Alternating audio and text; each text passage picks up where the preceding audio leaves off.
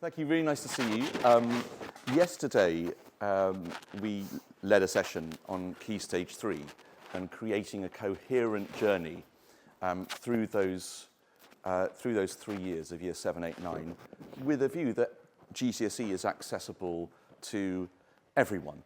And we touched on the point that if the National Plan for Music Education and the guidelines there is happening, then children should have 270 hours of music teaching from Year 7 to the end of Year 9, should have. And there ought to be time there to build up really quite significant levels of musical understanding that is deepening sequentially with each lesson and each year. So we came up with some general principles, and now we're going to move on to Key Stage 4, where on one hand, it's pretty good because we have specifications from exam boards. However, it's very tempting for us to say, oh, well, that's great, the specification, that's our scheme of learning. And here we go. Autumn term is area study 1, then 2, 3, 4, and then, oh, we're going to do composing this term. And that's not a sequence of learning. So what we're going to take the whole principle of these 2 years, really significant years, Year 10 and 11, in children's development, let alone their musical development, and think about how we can create a coherent musical journey through that, using the specification as a starting point. So just going back to yesterday with Key Stage 3, the scheme of learning that Liz has designed here has taken as its starting point a specification and then has come up with a sequence for it. So that's what we'll do. But before we do, Liz, this robot, why is that there? I'm nuts about what things look like and about what students see, and it tells them so much about how much you're bothered about what you're doing. So I really hate like ugly PowerPoints. I really like beautiful things. I'm kind of like William Morris's long lost whatever. The robot's there because it's the automaton Year 10 who's just banging through the course, and you're just banging through the course, and they're all just little robots doing what you say, and not actually growing as musicians in the slightest bit. They're just going, oh, look, I'm trying to get a 9. What do I have to do? Press all the buttons, off we go. Hence the little robot. Lovely. So that robot is now banished to Musical Room 101. Yeah. So let's think about what the purpose of this is. Do you want to just kick off on that, Liz, and I'll... Yeah, I think it's really important that, and we're going to talk quite a bit about growing the family of musicians in Year 10. So they become, if you're like an 11 to 16 school, I mean, I'm lucky to be in 11 to 18, but if you're in 11 to 16 school, this is now the kind of like, this is your team, is like Year 10 and 11, who are then going to inspire the next generation of musicians who are going to come through 7, 8, 9, and other students will look up to them. So it's about kind of like communicating that this is yours now. And we almost kind of like hand over the keys to the city, as it were, with Year 10s and say, right, you're now free to book whatever spaces you like, because you understand now how to use the spaces, and you understand how to run a rehearsal, because we've taught you that at Key Stage 3 and through all the co-curricular stuff. And you understand how to, I don't know, it sounds ridiculous, but coil a lead properly and look after a mic properly and look after a drum kit properly, so you don't find lots of smashed sticks and skins and bits and pieces all over. So now you've got that, you're now the custodians of the department. And if you see anything going on, or anything that's broken in the department that you don't like the look of, then you are now almost like, you know, the olden days used to have, what they call them, like monitors, milk monitor, that type of thing. Yeah. So it's almost like you've got people in and around the department the whole time who are making music the whole time, who instead of like saying, oh yeah, there's somebody just like smashing something up over there, miss, they go in and they say, let me show you how to use that properly, if you see what I mean. And so they're custodians of the department. So a running theme this morning is going to be the musical community, the invaluable musical community that your Key Stage 4 class gives to you, particularly if you're on your own as the sole classroom music teacher. We know 70% of secondary schools in England are one-person departments, by which I mean salaried people to teach the curriculum. All of a sudden you've got a class that is there to help you with that. We should also challenge maybe those questions about what it isn't. I'm sure you won't do it yourself, but you'll have seen a number of approaches whereby there's a folder and this is the course. Okay, that's your workbook. That's all the facts you need to learn, etc. That's not really musical learning. Similarly, the sort of terror that, oh my God, we've got to have 2 compositions to come out of students, so therefore we're going to give a whole term just to composition, and they're on keyboards or sequencers or computers, and they're just getting on with it, with no relevance or reference to any music that they're listening to. We're expecting them to do it. And that's a little bit like, you know, taking a child and removing them from any human contact with anyone else and saying, learn language. We wouldn't do that, and there's a history of teaching composition. The other is this element of saying, well, performing, it's marked separately, so you've got your individual music teachers, they're responsible for that. Well, that's actually removing a huge amount of joy from the class in terms of not just you're hearing them perform and creating that community, but developing the coaching skills in the students. And for a lot of students, they haven't got instrumental teachers. Indeed. A lot of mine haven't got instrumental teachers. And so it's like it's not keeping an eye on it, but making them feel that they are as valued and as valuable as every other type of musician. And similarly, that idea of just banging through the spec, we've got to do this, and we've covered it, now let's move on to something else. Really well-constructed GCSE music specifications have a sense of musical learning threaded through them, so every area of study is connecting with the other one. Performing and composing are implicit in every unit. And our job as curriculum designers is to create that golden thread going through from the beginning of year 10 to end of year 11. I've got a pet hate, which is I've met music teachers who say, right, kids, if there's a tonality question, just say major or minor, that's all you got to do. But there's no, I don't know what that is, and they haven't met any other tonalities, and it's just words to memorise, if you see what I mean. That's rubbish teaching. And similarly, everything we're going to do here as well is about having the time to practice being a musician, having the time to practice being a composer, having the time to let things break and fail and try again and experiment and go in a completely different direction, instead of, right, this is the real thing, and everybody panics. And then students run out of ideas because they haven't had time to practice being a musician, and they haven't had enough exposure of how music is made to be able to do that. So we're going to touch on various core ingredients and approaches which we believe are really powerful for year 10 and 11. But before we do that, let's go to off-qual. And that phrase, let's go to off-qual, doesn't necessarily sort of engender a spirit of delight and excitement, but I guarantee you this will, as musicians. This is from the off-qual statement on the principles of GCSE music and what the point is. Personal, meaningful relationships with music. That's great. That's actually what we want to do in music education, isn't it? Meaningful. In other words, there's some depth there. It's engaging heart and soul.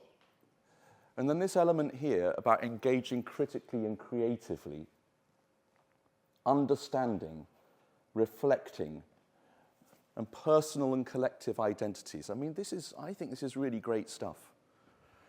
And having this in our minds when we're going to teach GCSE begins to clarify that sense of purpose. Yeah, it's the same as Key Stage 3, 2, and 1, which is developing musical understanding, an understanding of how music works, how it generates meaning. Of course, we're doing that practically, because anything that we do practically reinforces knowledge. But this element about that it is a personal, meaningful relationship with music, we both get quite excited about that. So let's think about how we're starting and lighting the blue touch paper. And we've got a few key points here that we'd just like to touch on. Liz, do you like to just sort of yeah, talk about sure. a couple of these? when you're in the classroom, I've got this thing about why am I here? Yeah.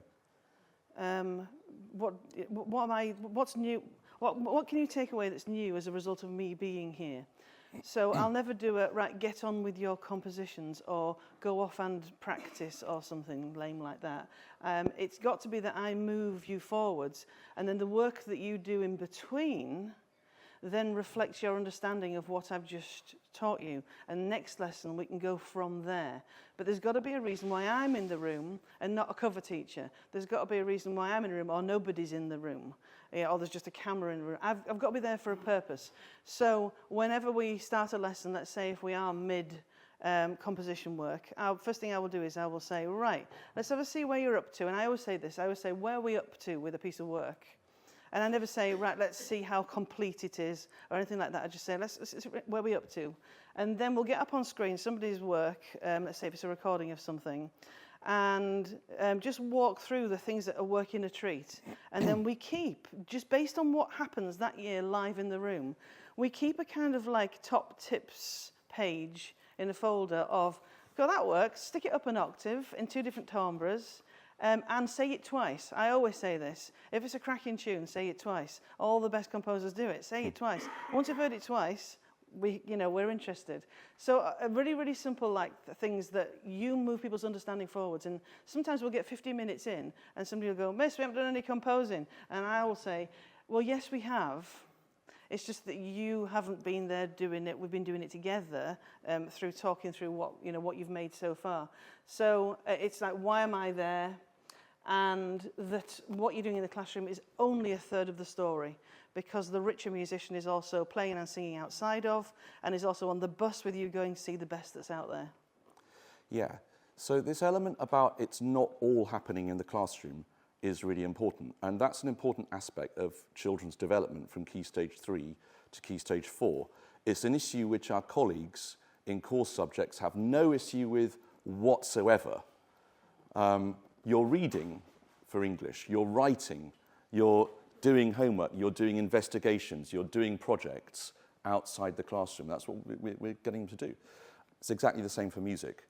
And if we think about some of the finest performances that we've ever heard of students that we've taught, and I'm not just meaning performances actually as in, on instruments, but as composers, as writing, it's always been supported by the amount of hours that they've given outside the classroom, that development of the self-efficacy.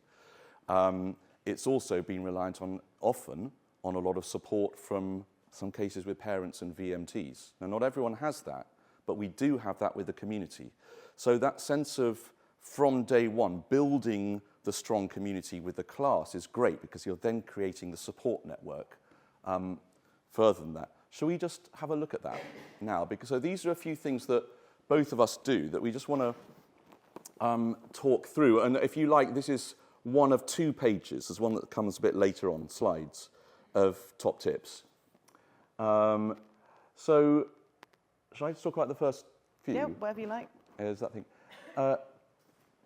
The empowering them to present in the classroom, rather than it just being you getting through the specification, is important. Performing sessions, we're going to show a sort of modus operandi for that shortly, in the way that if you've got a class, you get a rota of them, so 3 or 4 of them performing every fortnight in a performing lesson. They're bringing in, it's a show and tell, and we're creating an environment whereby the students are going to coach each other. We're going to come to that in a moment. The composing work in lessons can happen in exactly the same way. And I had a Damascene moment. It was shortly after we came back from lockdown, and I was teaching year 11 at Malcolm Arnold. And I was teaching GCSE for a long time before that. But I thought, okay, well, let's just hear what you're doing now. So let's stop and pupil A, let's play your piece. And what I want you to do is to look at everyone's responses as this piece is being performed. Okay? And inevitably, when we're hearing a piece of music for the first time, there's a surprising modulation. That's very nice. And then noticing the ticks of the people listening to their composition. I thought, oh, blimey, this is so obvious. Why haven't I done it before? Because there's this thing about the things that come naturally to us are things that other people find special, and the opposite. And it's invaluable for them to feel that, actually, I've created something really good there, and that those are the moments that we're now going to develop. Similarly, presentations of student listening. James Manwaring is absolutely brilliant about this, about bringing his own passion for listening into the classroom. How often do we actually share what we're listening with our students, and the fact we love it, and why we love it, and what we're hearing? The same thing actually encouraging with the students to do, not just the pieces of music that are in the curriculum, but their own pieces. Why we do that is not just to validate their own musicianship, though that's absolutely vital. It's to enable them to talk about music. And an exam, why is there an essay question or as an extended piece about describe this? It's that, so they've got a response. We're wanting them to talk in an informed way about music. And the more we talk, the better we're able to write it. Should we talk about the next few now, and secret choir? I'll just tell you an example of the Year 11 experience, 10 experience of mine of when, you've got a student who's written something and it takes a long time. The competition is well on its way. And it takes a long time for you to move out of one section into another. And you want to gently say, let's move on. This is the point where you should move on. And what I will do is I will say, right, everybody has to have a listen to this.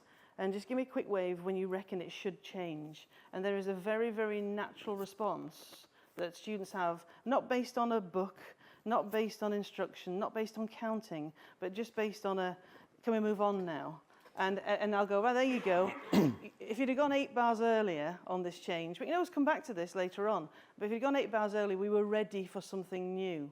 So it's a little bit like, if you start watching a film and you're 10 minutes in, and then you press the thing that tells you how long the film is, that's a really bad sign. Because, so it's the same with composition, if you see what I mean. Same with composition. It's, And then all the rest of the stuff, right, so this is now being a musician in the cracks, basically. So breaks and morning registrations is using your experienced students. I use sixth formers all the time to run things and to coach things. And you know how, again, with ensemble stuff, often you're pianists, because you only need, let's say, one pianist for an ensemble, but you've got, say, a ton of pianists or guitarists or whatever who can't be in everything. So they'll sing with you, but they need an instrumental experience. So we started a paired piano thing many moons ago. And interestingly, so with sixth formers, you go, right, all the decent sixth formers who are pianists, I'm going to pair you up with someone. And it doesn't have to be year sevens or whatever. It's just like you find a great match, if you see what I mean, of where one can learn from the other. And watch it the other way around as well. So like we've got an MYO violinist who's a really good pianist as well. And her coaching of a year 11 pianist, absolutely shocking. And so actually, when I went in and coached her on coaching, actually she moved on as a musician significantly. And fancy that, you can move an NYO musician on. Yeah, you can, but it's in a field that they're not comfortable in, or they're inexperienced in. So there's always a facet for someone to develop in a new way. And the thing with secret choir, the reason secret choir came about was students saying, yeah, there's man choir, there's girls choir, and there's together choir after school on a Friday with a tuck shop, which is great fun, is that we do secret choir. And this was a name that the students came up with, which was, somebody said to me, right, can we just do like really difficult dots reading, but just a few of us type of thing? So they wanted to do like SATB, a cappella stuff, like really challenging, like stuff like Bird and stuff like that. They just really wanted to do like Renaissance stuff and all sorts. And I went, go on then, type of thing. Here's another day gone, another lunchtime gone. And now it's that popular because we got it to where like Robert Hollingsworth's got the 24, so we have our own 24. Yeah. But we've actually got 48 because there's now a training secret choir because the year 11s are desperate to be in secret choir and going, well, what can I be in it thing? And it's supposed to be a little thing for the sixth form, if you see what I mean, like a special little group for the sixth form. And they're like going, oh, we had to wait. So we formed then. But what's quite nice now is, as secret choir, as training secret choir feeds secret choir, they're that much better. So again, your rep can move on a bit like choristers, because they sing, read. You can move on. So the repertoire now, like about 5 or 6 years on from it, is now that much more challenging because they've had the training for it.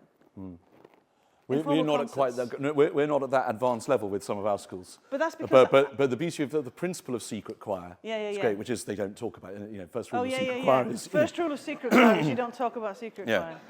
So tutor time, any excuse to get out of tutor time, basically students want. And we've got that as an agreement in most of our schools. We've got to sort it out in your school, haven't we? But Friday morning, all of our year 10 and 11s are there in secret choir. Yeah. And they still find it really intriguing, the name. Yeah. And so they go, you're going to go to secret choir? No, shh. Right. And all of a sudden you've got 50 kids singing in the morning. So why we're spending time on this is again, to reinforce this point about community is vital. They help each other with this. And the sense of the joy and the fun in this. You're like a sort of program controller, BBC One, for year 10 and 11. Really sort of trying to create this all-in experience for them. We've mentioned about regular informal concerts as well. Yeah, we do Mondays. And basically, these are the slots for a little chamber concert. And it's just anybody can rock up. And we say, right, there's going to be 4 things. It's just going to be 20 minutes. And it's just for you to give a piece of music from an ensemble, small ensemble, chamber ensemble, or a solo thing, just an outing. You give it an outing, and it's more like a kind of like open rehearsal thing. So it doesn't matter if it's finished. There's no finished, but you know what I mean. It doesn't matter if you feel confident about it, but if you want to put yourself out there, and we just put on 3 or 4 things, and that's it. Bring your sandwich and come and eat. And the problem now is it's too big for a classroom, and the flipping litter afterwards as well. So I'm just really cross with the bin at the end, if you know what I mean, because we want to be relaxed, if you know what I mean. But it's a really simple way of, when you've got, let's say, a chamber concert coming up and it's going to be a packed program, it's being able to give a lighter outing to things than a significant venue with, a 350 audience or whatever. Yeah, it's a really interesting thing, and getting the students to lead that is important. That's it. So they build the programs. So the sixth form have lists up, and you build the programs, and so you can see, right, coming up in 4 weeks, that one's already full. So there's a space here for you. And I don't want 4 pianists. I want a variety of things. And we do it on Friday lunchtimes at Malcolm Arnold Academy. And why we started that actually wasn't so much about giving more performance opportunities to GCSE students, is because we wanted music to be outside the music department. And that sense that it's very easy to become siloed, whereby you've got the department which is down there, and that's very musical, but what happens for the rest of the school? What happens for the hundreds of children who haven't chosen GCSE and A-level music?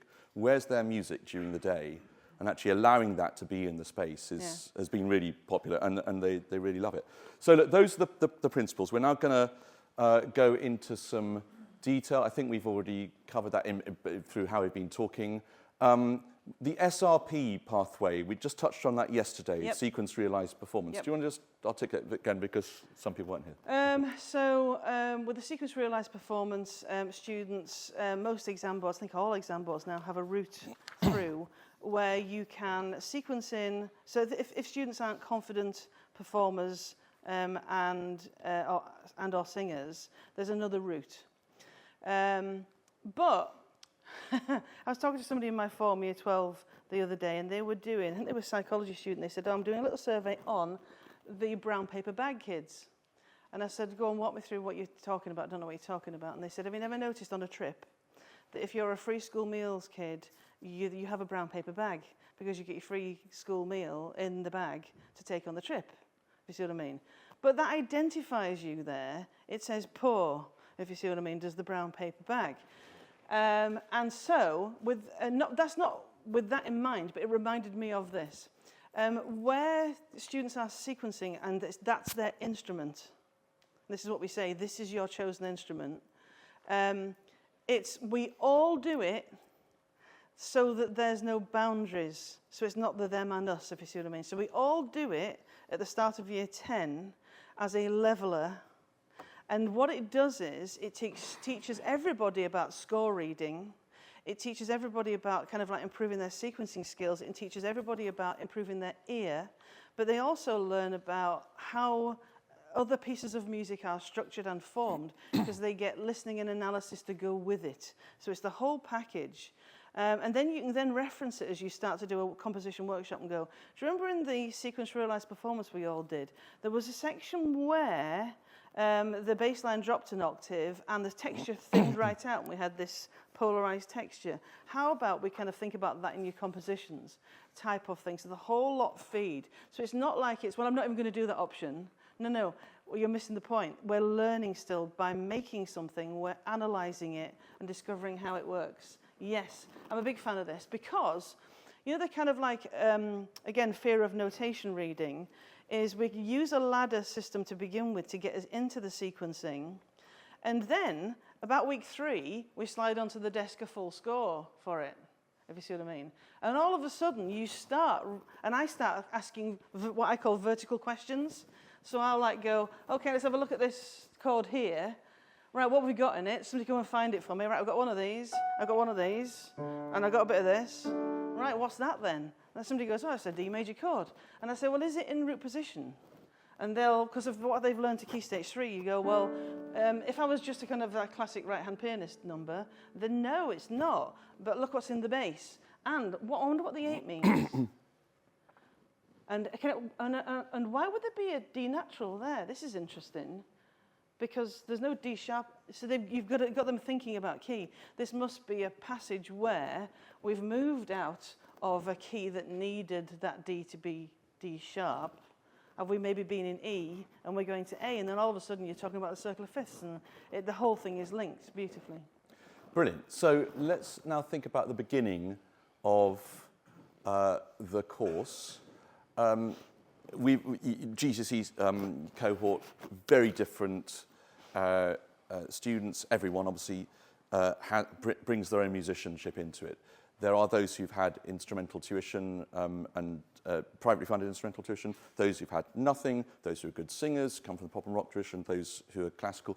There's a lot of fear in the room at the beginning of a course, which needs to be addressed. It's exactly the same as Year 7. You'll know when you start with Year 7, you don't have a long spiel about the importance of music and this is the specification. You get them up and you're doing rhythm games and you get them singing and they're keeping them going. Same thing with Lesson 1. In fact, the first fortnight, I think, really, of Year 10. And they say, I really enjoyed that, miss. Yeah. Oh, I really enjoyed that. Because they've been just being silent and sitting behind a desk as well. So actually getting them being a musician is really important. And it's not about, I hate this thing of, it's fun. We know it's fun anyway. But not, it's fun and it's light and it's easy. But actually, I'm thinking in a different way. And I'm having to find answers with my ears and with my body rather than from some memory bank and poke it down the end of a pencil or a pen or something. No, I'm thinking about things in a very different way. So we're looking at a few things here that some of the beginning of the course, some will be woven in to a good scheme of learning, which is exactly that, eroding the perceived musical ability hierarchies. Yep. This is yours. Yeah, right. So, you know the old cup song? Yeah? I've got my cup. So, the old... oh, I missed. Where's he gone? Thing, yeah, right. We haven't got time to do it. I brought a load of cups, but never mind. I don't think we've got time to do it. But what it is when you first meet your Year 10, I said this yesterday, there's a few that want to run, if you know what I mean. There's always a few like this. You've got a few runners on your hands, and you go, right, I want to keep you all. I want to keep you all, but you don't say those words, if you see what I mean. We just go, I always look out at the sea of Year 10s, and I just like go, this is great. Oh, this is going to be great. Fantastic. I'm so glad to be here. And they're, little faces. And I go, right, okay, first thing we're going to do is, in fact, a lot of the time I don't speak. One of my challenges is not to speak for like as long as I possibly can in a lesson. I'm a big fan of kind of like just being silent and they make all the sound. And cups out, groups of tables, randomly sit them together. And then we do, you can play the little bit at the front if you want, just in case you don't know it.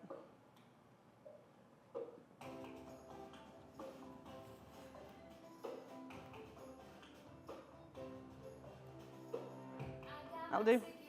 Right, thanks. Now, the whole business with this is, it's not about copying the song. It's not about copying the song. It's about taking the first phrase, that little badger, taking that, and you go, right, your first job as a group is get it together in unison. And for some, that is enough of a challenge, if you know what I mean. And then it's, okay, what do you want to happen next? And the next thing is you're bringing in improvisation, you're bringing in solos, you're bringing in duets. They are creating rhythms, they're creating new patterns. And then it's, okay, so bell rings, panic, lesson over, because I'm terrible at timing, is, right, your homework now is with this group of 5 that you're with. So let's say, you've got 5 groups of 5 in the room. You go, right, with this group of 5 now, your homework this week is, I want you to have 2 half-an-hour rehearsals and come back with this having moved on. So in other words, you are going to run this. This ensemble is yours because this is the shape of GCSE. Your autonomy is going to be absolutely crucial for your success here. You can't just come to my lessons. Coming to my lessons is never going to be enough.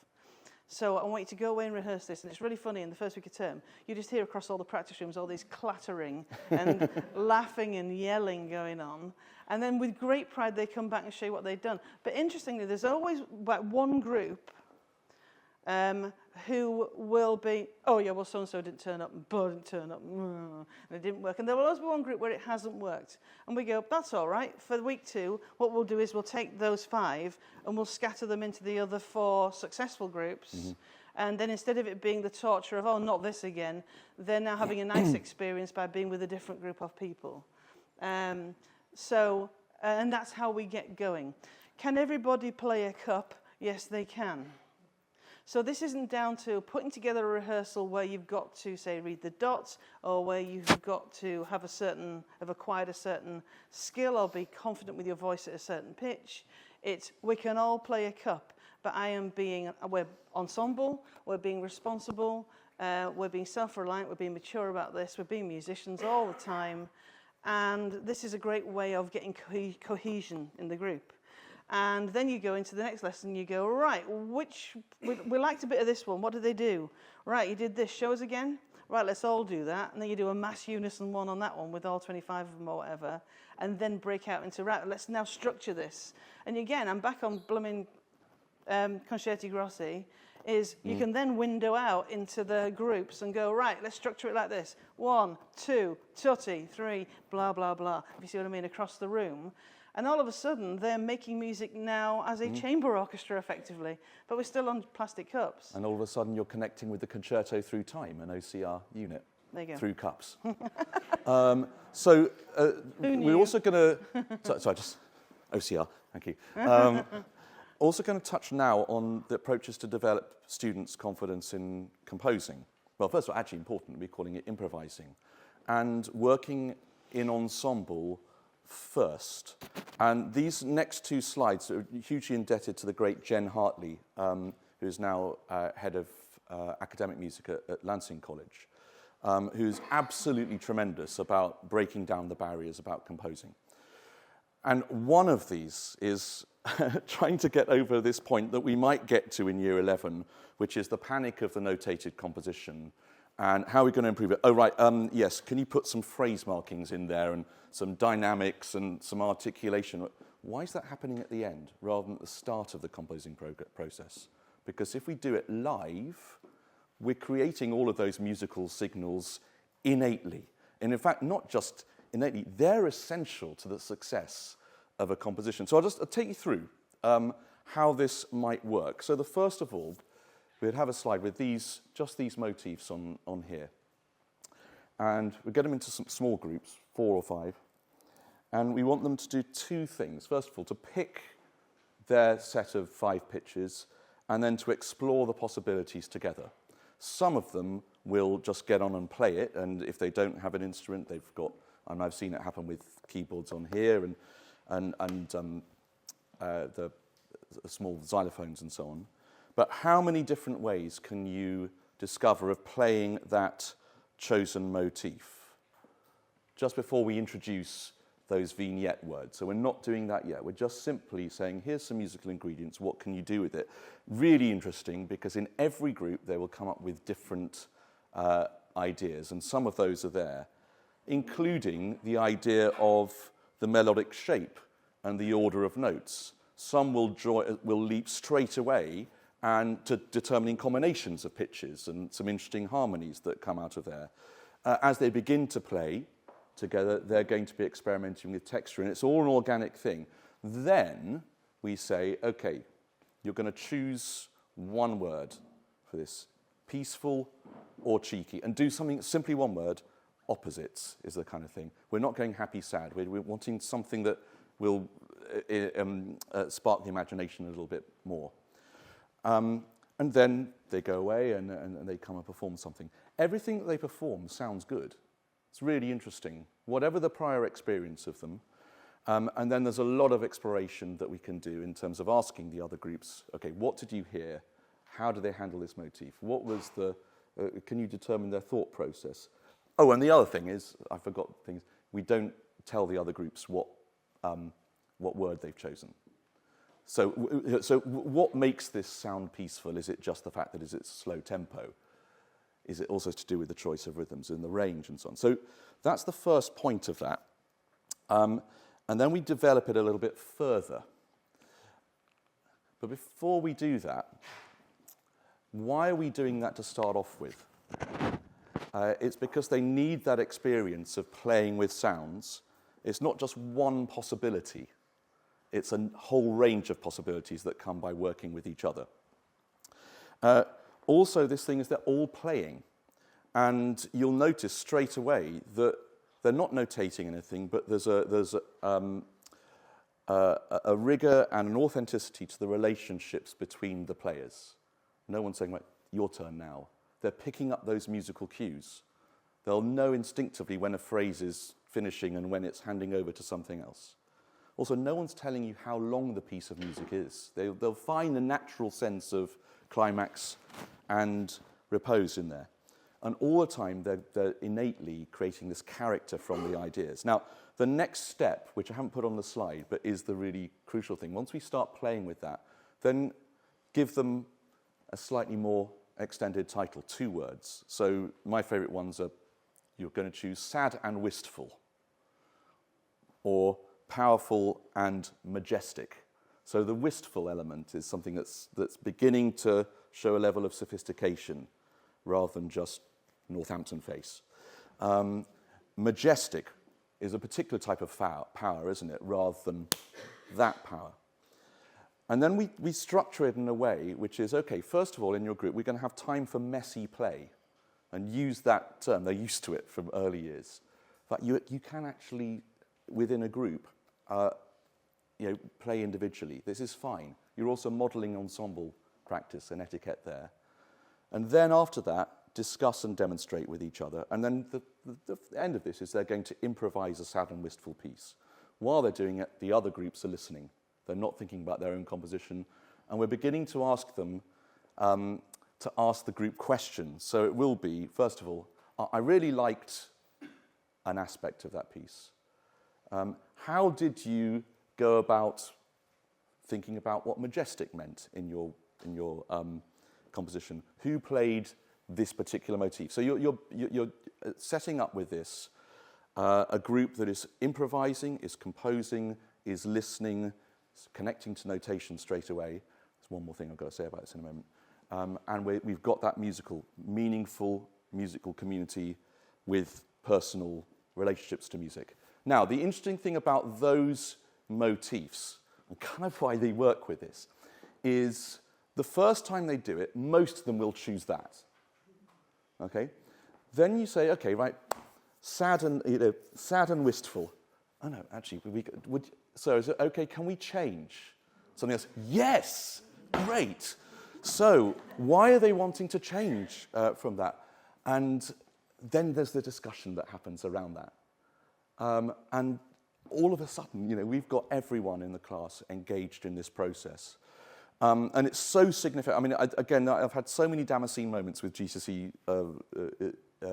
teaching over the last few years, and curriculum design through MTA and through Liz and through having the privilege of working with a large group of teachers.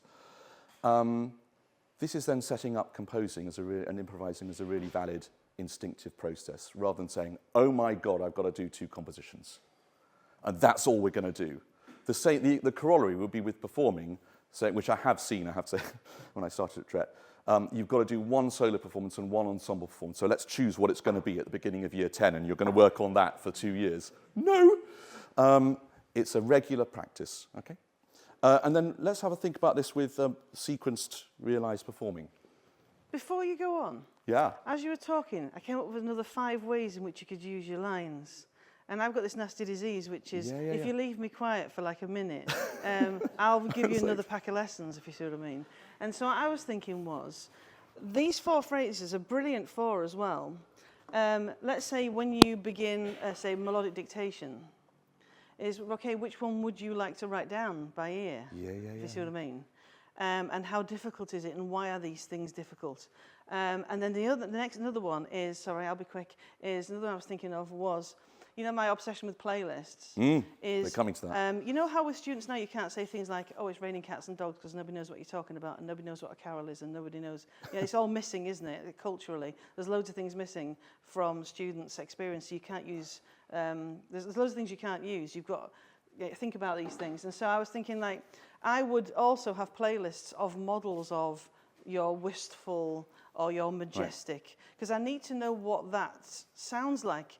But you could also then use that for analytical listening to say, right, so what elements, let's just Dr. Smith this or Dr. Schmidt it or whatever you use, MC T-shirt it, and let's just work our way through what qualities there are that we can describe in music that would help us to identify those characteristics that we can then turn into a piece of music. What can we use? And also, last one, sorry, they're all here and I'll just burst otherwise, is in the room then as you're showing work is go, right, let's take that idea from there, let's take that idea from there, and let's build an ensemble performance as a class where it's the best of. And that is a really kind of like nice way to collaborate as composers. Yeah, the playlist thing is something important, and it's something that I know you do, Liz, a lot. And in a conversation we had the other day, again, it was something so blindingly obvious that I'd never thought of it, which is when the briefs are released at the beginning of year 11, give them a playlist. Yeah. With that of associated pieces. So when you get the slides, you can click through on the 3 on the right-hand side to see what playlists are. And then I've reversed it as well, which is, so that was from a couple of years ago, Stargazing one on AQA, which was great, and a crime drama one, which was great. And but the bottom one, this is what I like to do with the free composition, is I go, every student's different, of course. I don't know what's going on in your head of what you want to create. I will sit down next to you in a hurry, going 1, 1, 1, 1, 1, 1, 1 around the room, like we do, and we try and get to everybody, and we can't. Is if you make me a playlist, I'm going to listen away from school at your playlist and get inside your head as to the world that you want to recreate, because you love this musical world, and then I can advise you in that direction, if you see what I mean. Yeah. Because otherwise you fall into the trap of advising students in a similar way, in a similar style, and then you end up with compositions that nobody loves. They don't love working on it because it doesn't belong to them. It belongs to me. They don't want what's in my head. They want to get what they've heard out. But how do they do it? Right, you give me a playlist, and I will listen to your world. And sometimes it's an absolute revelation. And sometimes people will play me send me a playlist, and I'll go, flipping heck, that was a difficult listen. It'll be some kind of like kill everybody video game type of thing. But then I go, no, actually, if you listen to what's going on here, musically, this is blooming genius, because it does this, this, and this. Right, they can be the foundation stones of what you're going to build. And I'm going to show you, not a copy job, but how the composer has managed to achieve this. So we're going to get a contrabassoon in there, we're going to get a bass clarinet in there, and we're going to, all those simple things, but I'm in their world now. But that happens on an individual basis. So it's a little bit like what we were talking about yesterday, about not just starting everything by here's a piece of music, imitate it. Yeah. Actually, what are they bringing? And you're constantly starting from different points and alternating that's those. The ownership, massively. Yeah. And the interesting thing about the previous task that we're looking at is invariably, well, obviously they're bringing their own musicianship and their prior musical knowledge to bear, and it will sound like lots of different pieces. And you can use that as a starting point for them to say, right, okay, let's explore Copeland at this moment, or Ravel, or whatever it is. And that they are forever also, we're all imitators, you know what I mean? Everybody's done it, all this stuff before. So there's nothing wrong with students using that as a basis for their starting points. And with things like the stargazing playlist, I don't just go, oh, here are the obvious things of something that says stars in the title or something daft like that. I'll go, right, how do you create this sound world? And then from your own repertoire knowledge, you can go as far back in history to anywhere in the world and to any genre that you like and bring that into the brief. So the playlists are massively varied. They're not just from late 20th century soundtracks to films or something like that. There's all sorts in there. Oh, right, okay. So that was sorry, I need to move on. What this is how, that was how you do it with the motifs. Yeah. This is how I do it. So this is how I do it. We start off with a load of models, and what students do with them is we stick them in Cubase. Oh, sorry.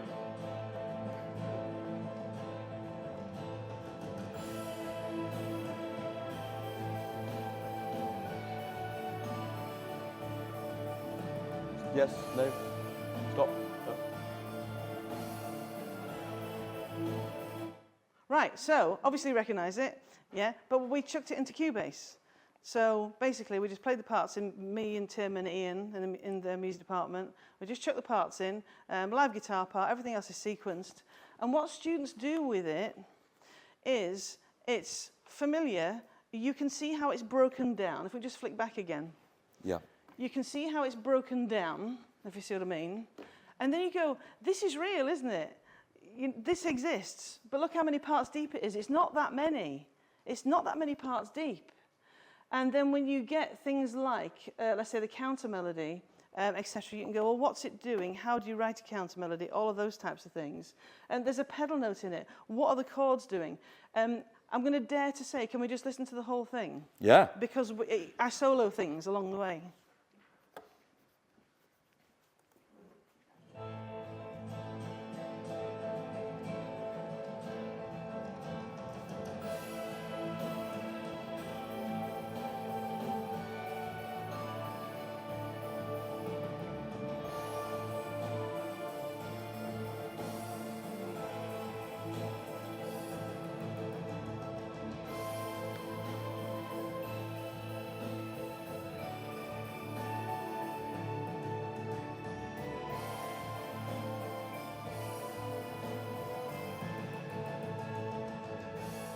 Let it keep going.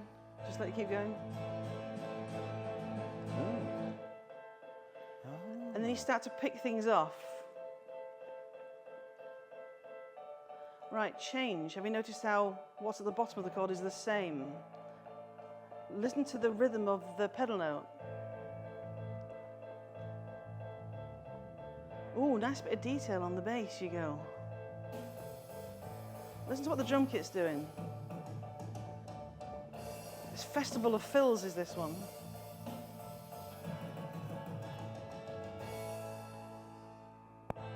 Oh, we start in a minor key. What happens at the end? You know, you get your classic Tears to Piccadilly at the end. We can press stop. And we can go on. The whole point is this is not just an exercise in how another piece of music works, but it's also then, right, you're thinking about writing a counter melody, you're thinking about playing the melody, how about if we double it in octaves? How about if you think about, instead of just hanging on to that pedal note, you give it a bit of rhythm? How about in that bass part, instead of just giving him the root note, how about at the end of each set of 4 bars, there's a little bit of detail, and your bass player will love you forever for giving them something too interesting to do, like a cellist will love you forever for, you know, give them something than just the root note of the chord to do, and the blooming first violin gets all the detail. You know, let's do some really great writing here. And then what I've put in is a link to the example questions that we then give students, and we go, right, go off with your own version of this, mute what you like, and as they answer the questions on it, they're doing analytical listening, but they're also getting under the bonnet of how a piece of music works to feed their own composition work. When they go, I'm stuck, it's bar 9, I'm stuck. Yeah, and I go, well, go and listen back to blah, blah, blah, blah, and go and find one that kind of like really floats your boat and go and listen to how it's structured. Here's a piece of A3, sketch out for me how it's structured. How long did it take for this to happen? What happened here? When did the counter melody come in? Why did the counter melody come in at that point? So there's 1,000 layers, and the idea is that students then, instead of them going, carry me, mummy, you go, no, tell you what, why don't you go back to the workshop we did and the questions, and the answer's there. The answer's there. Come back to me if you're beyond stuck after that. But you can triage the room and get 50% of people to be autonomous at least, which thins out your job of the one-to-oneing, if you see what I mean, beautifully. Because they go, oh, yeah, I'm just going to do something like this now. You go, excellent, next, and you can move on. And you don't have to sit and do it 1,000 times. Because you know that thing where you repeat yourself over and over and over and over and over and over again for the same thing? This like allows that autonomy to take place. I'm coming thus. Yes, so we build these for students, and so these all sit on the drive, and they will be on the new website that I'm putting together. And so the bottom middle one, how to write a counter melody, there's a link there that will take you through to my slides for this. And again, when students go, I know we did the workshop 6 months ago on how to write a counter melody, miss, but I've flipping forgotten. And you go, here you go, slides, there's your link. Just go and watch that. It'll take you like 5 minutes. You can do it in the lesson. You can do it at home. You can do it at a break. You do it where you like. Do it on your phone, but don't let anybody catch you. And all of a sudden they go, oh, yeah, I remember now. So again, it's just that nudge. It's an aid memoir. That's all it is. But it's a collection of aid memoirs so that students are autonomous as composers. So if we just sort of round off this element of composing, because then we're going to look at listening and other things. This is summarising what we've just been covering here. So really the element of not all the time solo composition. We build the community first. We play. There are response games. We have the playlists. We've also got the idea of composition workshops. And these top 10, this is the second of the top 10 tips, isn't it? Yep. And so again, I will give this to students and go, do you remember we've done all of these things? And they go, oh yeah, I forgot about the changing harmony by stealth technique. Where instead of just like going clonking around in basic triads, I'm just going to take one note from that chord of E minor, and I'm just going to move it by a semitone. Let's see what happens. Oh, hello, that's interesting. And I wouldn't have thought about it. I wouldn't have thought of it on my own, if you see what I mean. So it's that kind of thing of dare to shift. I always talk about, you know, that messy play you were talking about. Is you find all sorts in messy play. Yeah. And so I'll go, right, hold that thought. Right. I'm going to write this down for you. What do you want it? Do you want it in tab? Do you want it in letters? Do you want it in notation? I don't care. Whatever it is, we're capturing that. And then we write it down, if you see what I mean. Go, right, that's going to be the basis of your B section, because that will create beautiful contrast with what you've got already. So we're going to go, we've got 2 more elements to cover in the next 15 minutes. You've got the slides. Exactly. One is, we've already been alluding to the way in which we use language and the way in which they're using language with each other. So we're talking about the coaching language that we use in, for want of a better word, show and tell sessions, whether these be performing or composing. And there's some really important principles behind that, which if you follow this, it works. So what we often do is have something like this, or any kind of diagram that has the difference between specific, non-specific, positive, negative. We want every first comment to be positive, specific. So when they perform, and we workshop, a positive, non-specific comment is, that was good. Well, it's lovely, but it doesn't mean anything to us. So the way in which you shaped the melody was really beautiful. The pedaling was extremely effective. The way in which you introduced the piece and you felt completely at one with the instrument, that was a really beautiful thing. And when you're going around the room, when they're talking about each other's performances or compositions, be absolutely rigorous about that. And the reason we do that is because innately as musicians, we've been brought up to think that we're not good enough. And even after the best performance that we might give as professionals, we're agonizing about the thing that we didn't do well. And that's for us as professionals. 14 and 15-year-olds, that can be absolutely crippling if they're going to that first. So the positive reinforcement that we give through a class is really important. We also then might model what negative non-specific is. That was rubbish, right? We don't have that. But constructive specific is interesting, okay? How about the next time you focus a little bit more on ensuring the rhythm is absolutely stable from bar to bar, okay? And then model it yourself in listening sound. And the modelling, exactly. Model it yourself. The thing I have to model the most, actually, is the beginning and ends of performances. And that think about where they finish, right? Okay, go. No, just leave the space there and do it. Anyway, the no buts is because of this. It's an extraordinary psychological thing. Let's say we've got this pianist who's performed rather well, but it was quite a manic ending and they didn't really feel much about it. So he said, that was really beautiful, that your melodic shape was really well judged and the pedalling is developing well, but the end of the piece didn't really work, did it? And you sort of threw it away. All they remembered then is the final point. Yeah. So no buts, separate sentence. And actually one of the ways in which you can model that as a class is to do the positive specific first, going around the room, and then you give the constructive specific. And gradually, by the time you get to year 11, certainly with 12 and 13, these become sessions that run themselves. And you're looking for them to use that language when they're rehearsing as well, when they're in ensembles. And you do exactly the same thing for composing. I act with the no buts thing. I act as if I've only just thought of the idea as well. So I will sometimes go, got loads of things to talk about here. This is, some fabulous things. I'm just going to choose one, if you see what I mean. And then that makes them feel flipping great. And then you detail the one, because, I just want to, this is great. I'm just going to choose one thing. And then I go, just while we're here, here's a thought. And I pretend that I'm just thinking of it for the first time about, that passage in the middle there.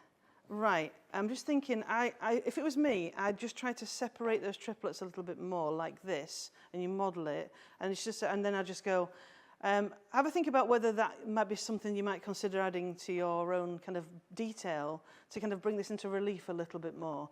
And then they travel with you. Instead of just going, well, my instrumental teacher has told me to do it this way. It's just like, have a think about what the impact is, and because as the listener, we get a very different experience to you, the performer. So you've got to hear it from this side, type of thing. It's quite good in those sessions to encourage them to record it as well, isn't it? Yeah. I mean, I know some of us in schools actually record them on put them on a shared drive, so they've got them. Yeah. But even whether it's formal or informal, that sense of them listening to each other. And the other thing about this is it's really good for the closed mindset student, and the closed mindset student is someone who's been given the closed mindset students by pushy parents usually, right? Aren't you talented? Yeah. Well, we're going to talk about the music, right? One of my favourites is Parents' Evening, but my son plays the guitar. And I said, no, your son owns a guitar.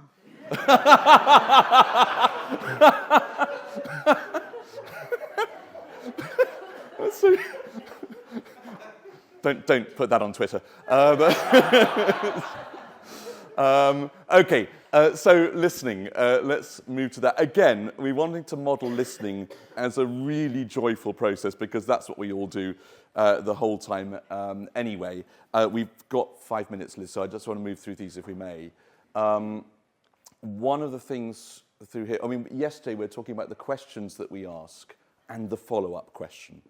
So we're wanting to inspire in them that sense of curiosity. But there's an important thing here, which once we understand that and get them to understand that, can often be a game changer. So often, if they're just doing past papers, they think, oh my God, I've got to write down what's happening at every moment. We're not asking that, we're asking for a close of play summary. And so those of you who follow cricket will know the difference between the ball-by-ball commentary, which is reacting as things are happening and predicting what's going to happen, and then at the end of the over summarising, to the close of play summary, Aggers and Tuffers usually, for 20 minutes when they're putting everything in context. And of course, both experiences are equally valid as we're listening. The ball-by-ball thing is really important, we don't have time to play it today, but you may know this, so it's on the slides. The brilliant PDQ Bach doing a baseball commentary to the first movement of Beethoven 5, which is the New York, the New Jersey Symphony Orchestra playing against the Danish conductor Heiliger Dankgesang. It's really fantastic. But it's, right, okay, the symphony's off, oh my God, it's just stopped. Yes. And then it gets to this moment when the coda happens and he's going bananas. And just getting them to hear music as it is, you know, how does every piece of music start? It's in silence. There's a lot of games you can, I mean, sorry, if I may, just 30 seconds, if that's all right. I quite like to use that Mozart Andante, you know, the one, actually, I'm not going to play it yet. We're just going to say, here's the way in which this piece begins. What do we know about the piece? Okay, okay, perfect pitch, people say it's a C, but that's not, it may not be in C. Yeah, it could be, thank you very much. Good. Then, okay, let's go on. So we don't know hardly anything. It continues. Any more? I'll keep going. Do we have an idea about tempo? Is that relating to a slow pulse or a fast pace? What about now? Aha.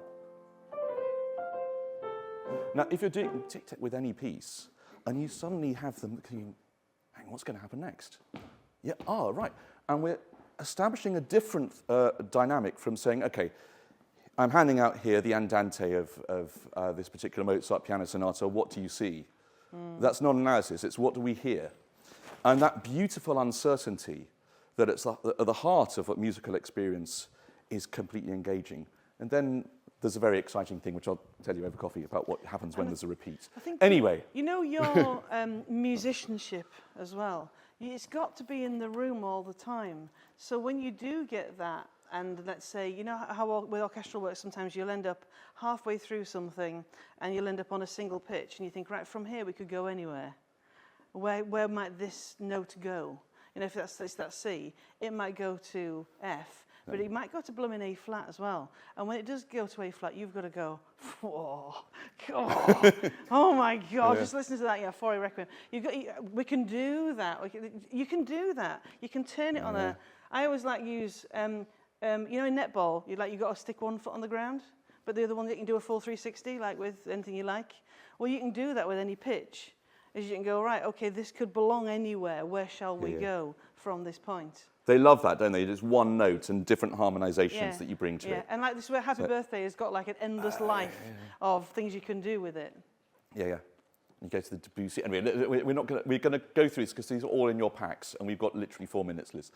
So this is good. We're just warming up now. Right. That was the intro of a really bad composition. It's the ring cycle. Yes, etc. That's all glorious. Just go back 1, 2. Okay. Yeah. Oh, you are impatient. It's coffee, is it? What this is? Go back another one. Yeah. Is the best laid plans, eh? Honestly, right. All it is. It's that thing of you can use anything at all to become a better musician. It's not that there's a hierarchy of the best things to use to make you a better musician.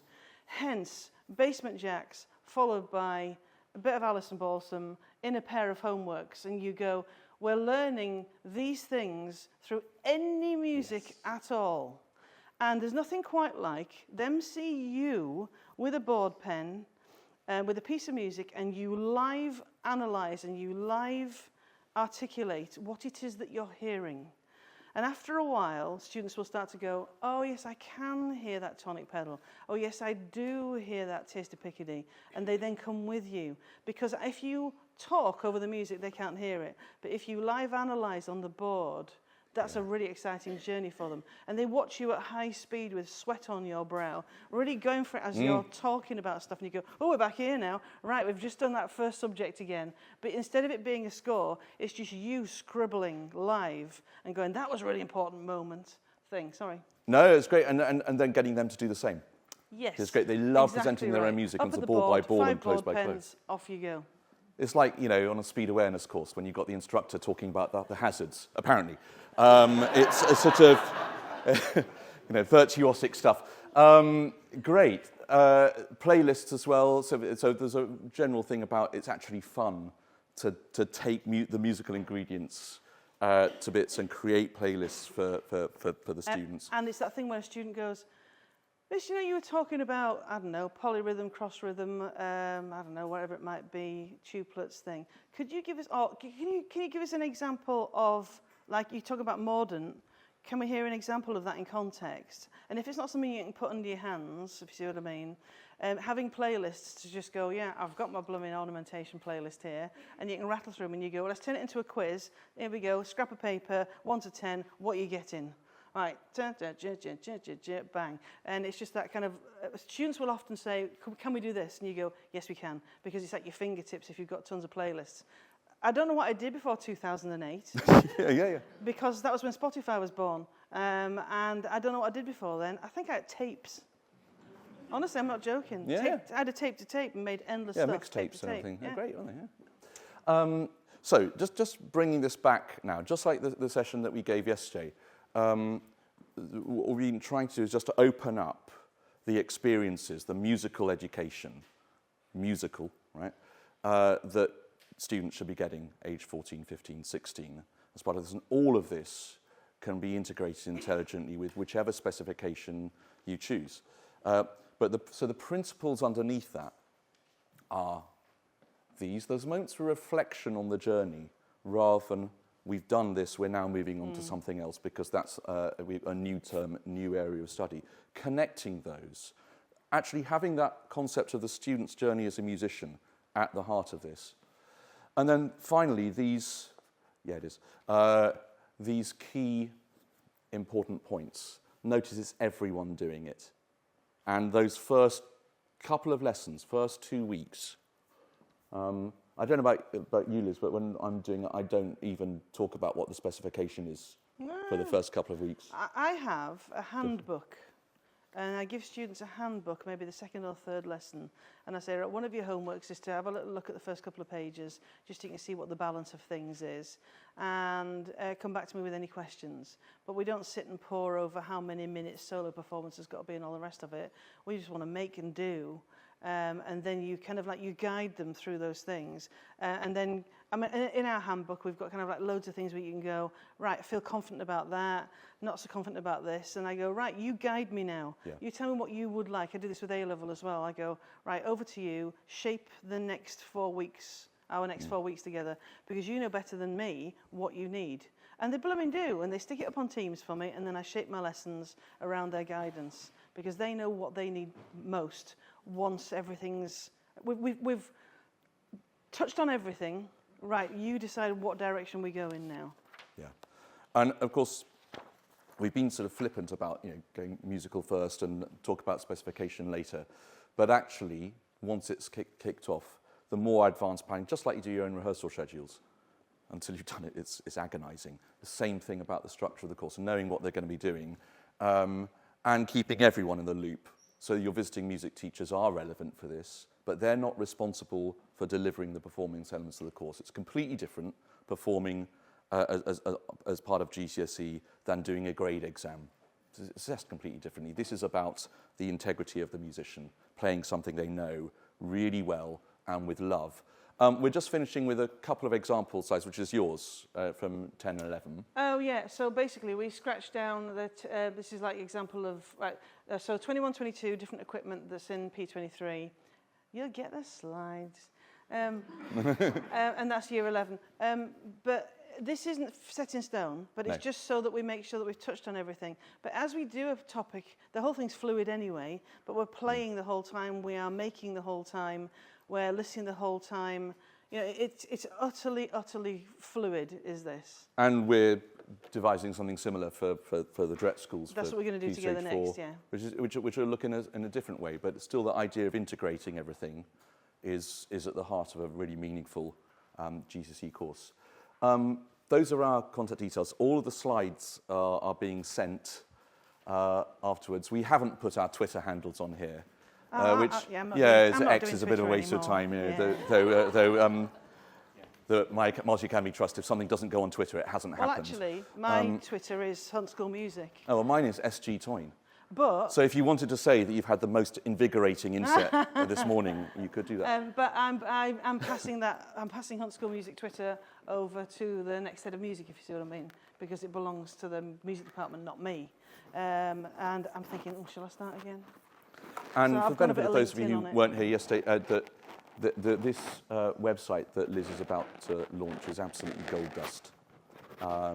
Complete Key Stage 3 scheme of work there, and lots of resources connected with And Key what I Stage 4 want to do. What I want people to get in do is touch. tell me what they need, if you see what I mean.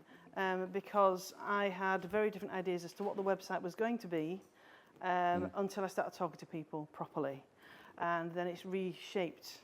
And so what I really wanted to do is I wanted to grow as a community thing as well, like with guest blogs and things like that, and things after school hours, like for an hour where we meet up and we talk about dollar thing. But it's like shaped by what teachers want is the idea, rather than you going, oh, I can go on that course and get out of school for the day, but actually it wasn't that useful. Yeah. 10 minutes of it was useful and that was it. So it's like shaped around what people want. And sometimes it might also just be for one person departments touching base with another human being, and that's cool too, if you know what I mean. So it can be all of those things, or none of Wonderful. those things. Well, thank you very much, everyone. I hope you've enjoyed that. I hope it's been of use. Yeah, And let's.